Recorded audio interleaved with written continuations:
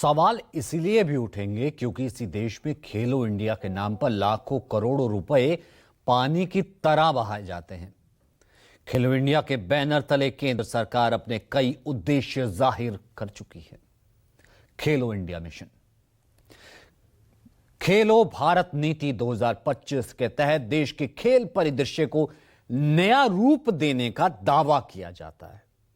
खेलों के जरिए नागरिकों को सशक्त बनाने की दिशा में इस नीति को एक इंपॉर्टेंट महत्वपूर्ण पहल माना जाता है।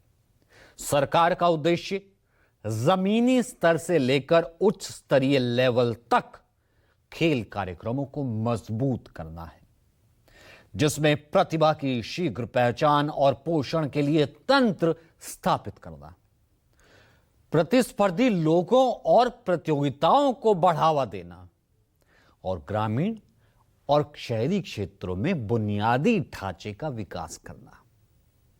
इसके अलावा इसका उद्देश्य है, लक्ष्य है प्रशिक्षण, कोचिंग, खिलाड़ियों के समग्र समर्थन के लिए वर्ल्ड क्लास विश्व स्तरीय प्रणालियों का निर्माण करना और राष्ट्रीय खेल संगठनों एनएसएफ की क्षमता और संचालन को बढ़ावा देना।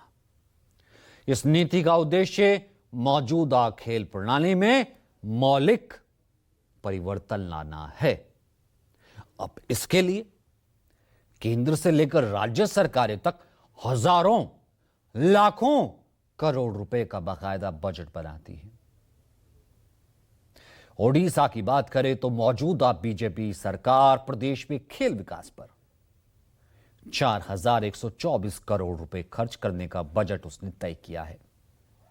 वहीं केंद्र सरकार ने 2025-26 के लिए युवा मामले और खेल मंत्रालय को रिकॉर्ड 3749 करोड़ रुपए आवंटित किए हैं, जो वित्त वर्ष 2014-15 की तुलना में 130.9% का इसमें इजाफा है।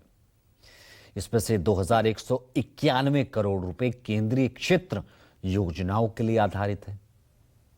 इसमें से 1000 करोड़ तो सिर्फ खेलो इंडिया कार्यक्रम के लिए ही आवंटित किए गए हैं। सरकार दावा करती है कि इसके जरिए भारत के खेल भविष्य के निर्माण पर उनका खासा ध्यान है। सुनिए। और खिलाड़ियों को प्रोत्साहित करने के लिए अभूतपूर्व प्रयास हो रहे हैं।